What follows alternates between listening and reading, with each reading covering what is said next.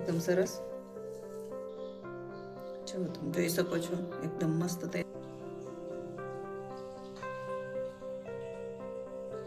તો જો આ રીતે આપણે એક મોટી કડાઈ લઈ લીધી છે એમાં આપણે દૂધ એડ કરી દઈશું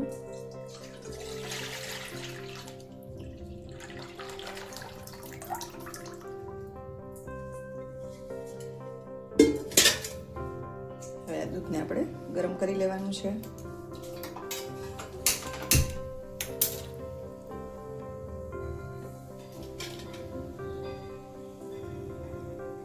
એકદમ ધીમા તાપે આપણે દૂધ ગરમ કરશું ગરમ થઈ જાય એટલે જો તમારે વિનેગરથી ફાડવું હોય તો વિનેગર પણ એડ કરી શકો અને આપણે અહીંયા લીંબુનો રસ લઈ લીધો છે જો તો આપણે એમાં થોડુંક પાણી એડ કર્યું છે અને લીંબુનો રસ ઉમેરતા જઈશું ચમચીથી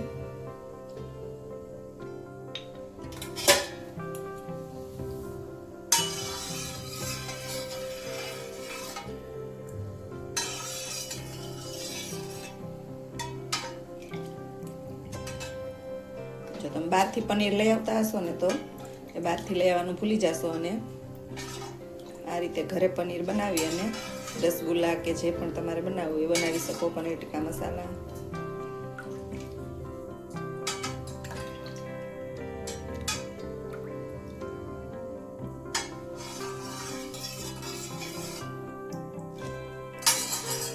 દૂધ આપણું એકદમ સરસ ગરમ થઈ ગયું છે તો ગેસ આપણે હવે ધીમો કરી દીધો છે અને આ રીતે લીંબુવાળું પાણી આપણે એડ કરતું જવાનું છે જો તમારે વિનેગર એડ કરવું હોય તો એ પણ તમે કરી શકો આપણે આને બહુ હલાવવાનું નથી લીંબુનો રસ નાખ્યા પછી જો આ રીતે ધીમે ધીમે ચલાવશું જે લીંબુ છે એ આપણું દૂધ ફાડવા માંડશે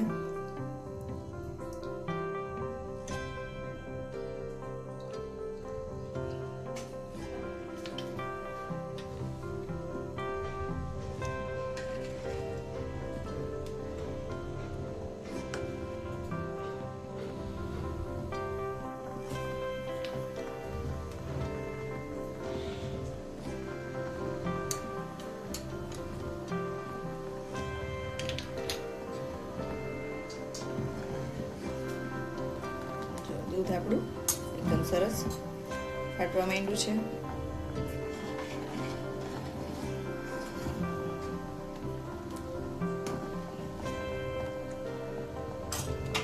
આજે આપણે વધારાનો લીંબુનો રસ છે એ પણ એડ કરી દઈશું અને એકદમ સરસ આપણું દૂધ ફાટીને તૈયાર થઈ ગયું છે જો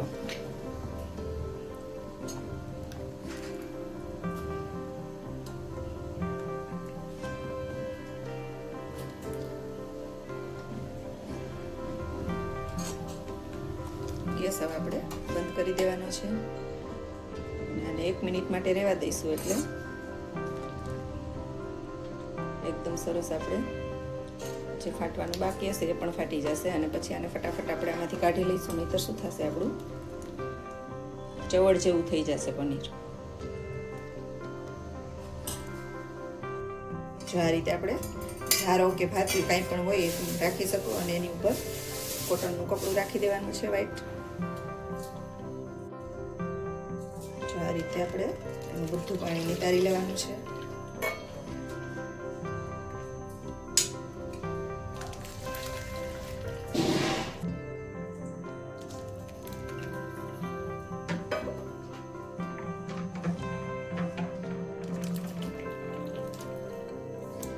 ગાયનું દૂધ હતું એટલે બહુ ઝાઝું પનીર ન બને પણ આપણે ઘરનું ચોખ્ખું તો બને જ અને આપણે અંગૂર રબડી એકદમ બેસ્ટ બનવાની છે આનાથી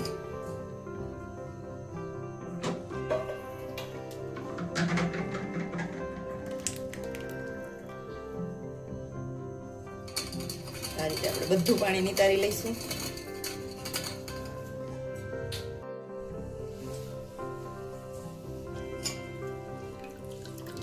આ રીતે જે ગરમ પાણી હોય ને આપણે નિતારી લઈશું નીચેનું પાણી છે આનો જો તમારે ઉપયોગ કરવો હોય તો તમે કરી શકો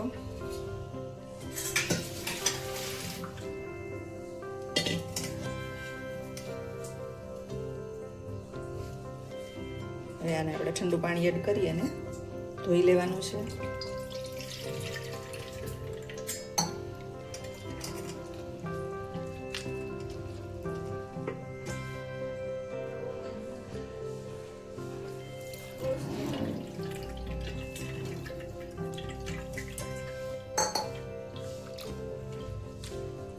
આ રીતે આપણે ધોઈ લેશું તો જે ખટાશ હશે ને એ બધી દૂર થઈ જશે.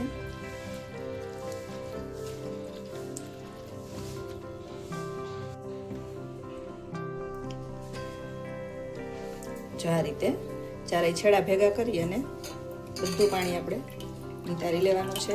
જો આમ આટી ચડાવતા જશું ને આને આ રીતે આટી ચડાવતા જશું એટલે બધું પાણી એકદમ સરસ રીતે નીતરી જશે.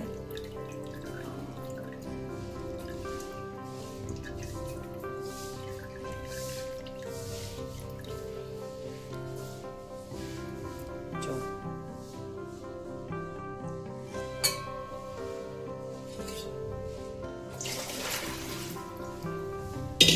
10-15 મિનિટ માટે આપણે નીતરવા મૂકી દઈશું આને. જો આ રીતે આ સીધી ડીશ હોય એની ઉપર આમ રાખી અને ફૂલ આટી ચડાવીને પછી આની ઉપર આપણે વજન રાખી દેવાનું છે. પછી વધારાનું પાણી હોય એ નીકળી જશે.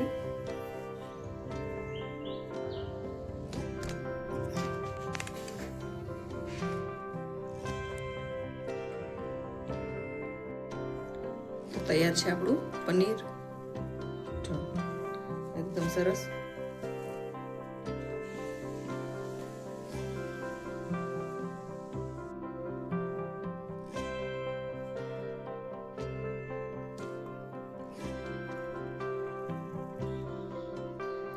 તમે જોઈ શકો છો એકદમ મસ્ત તૈયાર થઈ ગયું છે.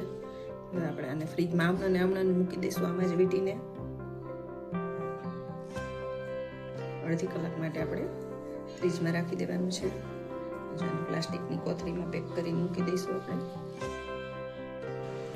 જો આ રીતે પ્લાસ્ટિકની બેગ હોય એમાં આપણે અડધી કલાક માટે ફ્રીજમાં મૂકી દઈશું પેક કરી.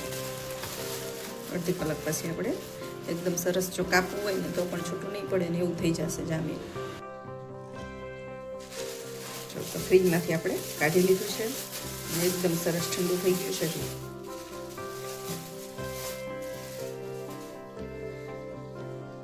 ફ્રીજમાં મૂકવાની જરૂર નહોતી, એમને તો જામી જ ગયું હતું અને આપણે એકદમ સરસ પોળા જેવું થઈ ગયું છે. જો આની જગ્યાએ તમારે કોઈ ડબ્બામાં કે એમાં ઢાળવું હોય અને કંઈ શેપ આપવું હોય તો પણ તમે આપી શકો. અને હવે આપણે સરસ આપણે મનપસંદ શેપ આપી દેવાનો અને જેમાં ઉપયોગ કરવો હોય એમાં તમે કરી શકો. જો બહાર અમૂલથી લઈ આવતા હોય ને અમૂલનું એ પણ આની પાસે કાચું પડશે. તો આ રીતે ચોક્કસ તમે ઘરે પનીર બનાવજો. અને હજી સુધી ચેનલમાં નવા હોય તો ચેનલને લાઈક કરજો, શેર કરજો અને સબસ્ક્રાઈબ કરવાનું ભૂલતા નહીં. ડેરી પ્રોડક્ટ અત્યારે આપણે બહારથી લઈ આવતા હોય તો ઘણી બધી ભેળસેળવાળી આવે છે. તો આપણે આ ઘરના દૂધમાંથી જ બનાવી છે. જો હું તમને ચાકીથી કાપીને પણ બતાવીશ.